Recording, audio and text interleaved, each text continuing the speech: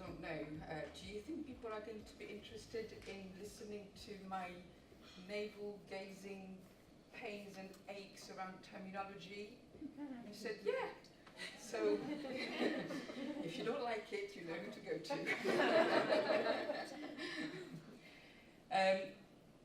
So Axelos is actually Axelos Global Best Practice. And when I started there, my first question was, where's the global? It's best practice, okay, but what does global mean? Our website is only in English. Come on, guys, where's the global? So I've been fighting that battle since I first started there. So I'm going to talk just a little bit about Axelos because people know ITIL and they know Prince2.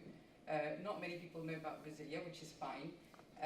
But most of the time we go to certain events and people look at Prince2 and ITIL and they know exactly what that is. They have no idea who we are, which is actually quite good sometimes. And I'm going to talk about what has changed. So what's the difference between the before and the now in terms of the localization processes and the translation side of things. And some of the other things. And I'm also going to talk about how we go about taking our own medicine. And then looking at what's next. So Axelos was founded in 2013. We inherited an awful lot of legacy content. That, plus some new stuff that I've not had time to put on there. There's a new baby out, which is Agile Shift, and there's some new ITIL stuff coming up next year and throughout the year, actually, next year. There are millions of people who hold certifications in our products across 180 countries. The content exists in 23 languages at various degrees of completeness, quality, consistency, blah, blah, blah. We've had 2 major product updates in the last 5 years. So Prince2 was updated last year, and ITIL is currently being updated, and we're going to launch the first level early next year. We've also launched 5 new products, and all of that is done with the help of a global delivery network. We don't actually have direct clients. We don't talk to, well, we do now, but differently. We don't know necessarily who our candidates are. Some of you might be certified and I wouldn't know it. So the global delivery network is through ATOs, and they are the people who go out and sell training, do the consultancy in companies, and so on and so forth. So how we have gone about doing this. So in the past, so Axelos is a joint venture, and it was set up to take over a contract to manage the global best practice content, which was owned from the IP perspective by the Cabinet Office of the UK government. So Cabinet Office, that team is a very, very small team. There was only about, I think, 5 or 6 people in that team, and they worked with a number of different organizations to create the content. The translation side of it grew organically, and it was more, I don't know, death by success almost in certain cases. People wanted to do Prince2 in German. They wanted to do ITIL in Swedish or in Finnish or in Portuguese or whatever, and they took it upon themselves to translate it. So, and for the updates, it was a very, very small, tight-knit group of people who used to manage all of that. When we updated Prince2, and that was my biggest thing, it was, this is so UK-centric, guys. I mean, the phraseology, the terminology, the examples that you give, everything is UK-centered, and actually more London-centered. There are some examples in Edinburgh and other places, but, you know, very, very London-centric. So for this one, we went out to the whole community, and we involved more than 100 people to work directly on the update. That was for Prince2. Prince2 pales into insignificance compared to ITIL. ITIL is massive. We've got a campaign at the moment, if you want to have a look. It's built on ITIL. And I mean, have a look at it, it's amazing. They've done a really, really great job with that. The team that has written this, for a change, there are 3 native English speakers, and none of them are from the UK. So there are 2 people from the US, and there's 1 person from Australia. Everybody else is from different countries. We've got 1 Japanese person in the architect team, and we've got somebody from Russia and from other places. So those were the people who were coordinating the update. But they worked with more than 2,000 people in the community. It was, we went to different events across 42 countries. There were so many different initiatives to get the input from end users, and we've done testing. We've run some vanilla sessions, we've done A/B testing, we've done all sorts of things to make sure that it was what the end users wanted, what the organizations wanted, and not what the trainers wanted. Because if you ask trainers, they don't want to change anything. And especially when we talk about translations, because as soon as you make a slight change in terminology, the impact on translations for our ATOs is massive. Because they then have to update not just their training material, not just their glossaries, they have to update their entire website, and they have to update their entire everything. Everything has to be changed. So it's not an easy decision, but it has to be done. And the way that we've gone about it is, first of all, I keep shouting at people. I keep telling them, you can't do this, you can't write like this, you can't use this word, you can't use that phrase, don't do that, don't say this, don't write it. Because what Princeton ITIL do and the other things is that they provide a common language. We don't do localization with Princeton ITIL, we do globalization, because people use them to manage projects, to manage IT services, to manage service desks, to create new products, to go out and explore the universe. And I'm not kidding with that one. We were at an event recently, and some people were walking past, and they did a double take, turned back and said, "Oh, are you the guys behind ITIL?" And that was a group from NASA. And they're using ITIL to, across their whole IT systems and everything. And they're using that to go and explore space, things that we haven't seen before. So it's brilliant. It has to be universal. We can't use different words in different countries. If you look at an international service desk, for instance, the mapping of processes, the wording has to be the same wherever you are. So it has to be the lingua franca for a lot of things. It has to be a global language, it has to be universal, but at the same time, terminology has to be specific. You can't be vague with that.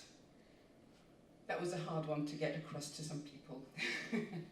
So what I did, I went through some of the content, a lot of the content, I read a lot of the content, and I put together some guidelines I stole from a lot of people. I went on the Dell website, I went on the Microsoft website, I went everywhere to look at how they went about creating, translations or creating content to start off with. The difference, of course, is that a lot of those companies are more interested in localization, so delivering something to a specific region in their language, culturally appropriate and so on and so forth. It's not the case with us.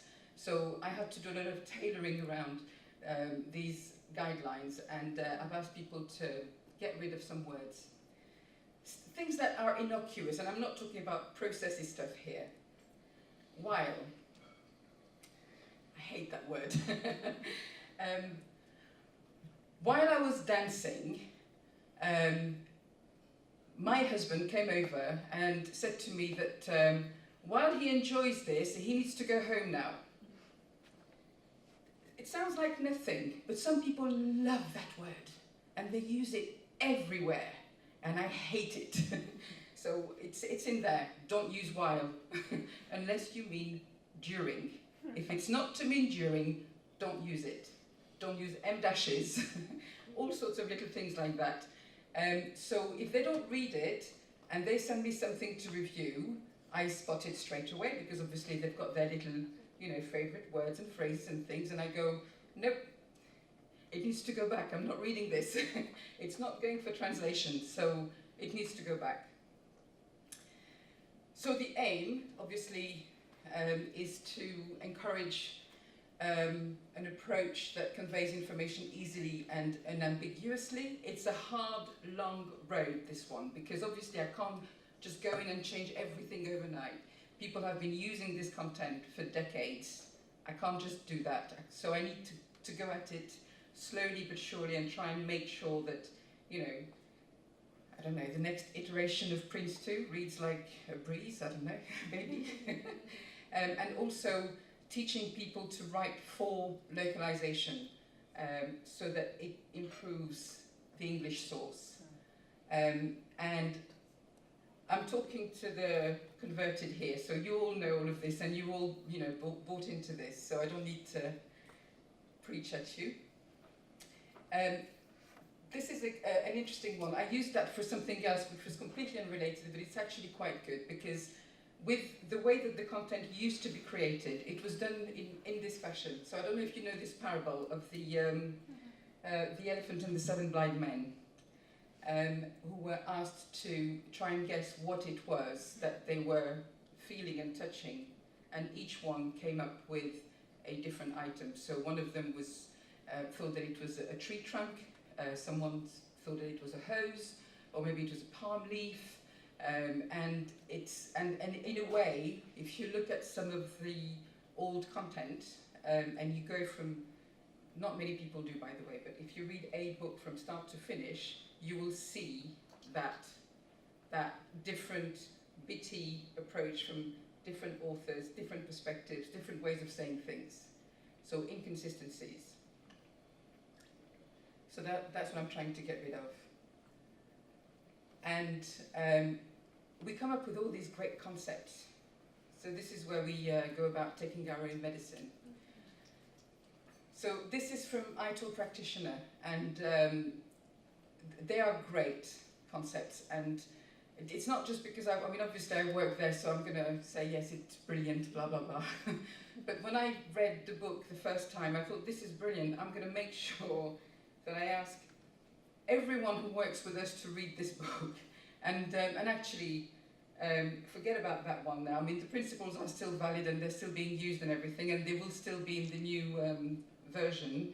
But when I read the new ITIL Foundation book that's coming out soon, I thought, as soon as it's out, I'm going to distribute this to everyone who works with us, for us, etc., because it is brilliant. So, obviously. So, in terms of the localization part of it, I have to start where we are. So I have to use the stuff that we already have. I can't just discard it completely. I can't turn around and tell people, do you know all those processes that you've been using for the last 25 years? No, you can't use them anymore, and I've changed all the words, so there you go. Can't do that. So I've got to start where I am, I've got to use what I have, and I've got to focus on value. I've got to make sure that whatever is going to be delivered at the end of it, the product, the translated product, is going to give and bring value to whoever's going to be using it. Whether it is for certification, whether it is a trainer, whether it is a tool vendor, whether it is NASA, whoever it is, they are going to find value in that localized content or English content. One of the things that people keep forgetting where I work is that 50% of the people who sit exams for Prince 2 and ITIL are not native speakers of English.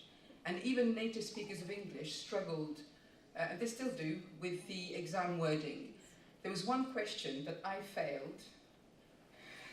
It had 3 verbs in one sentence.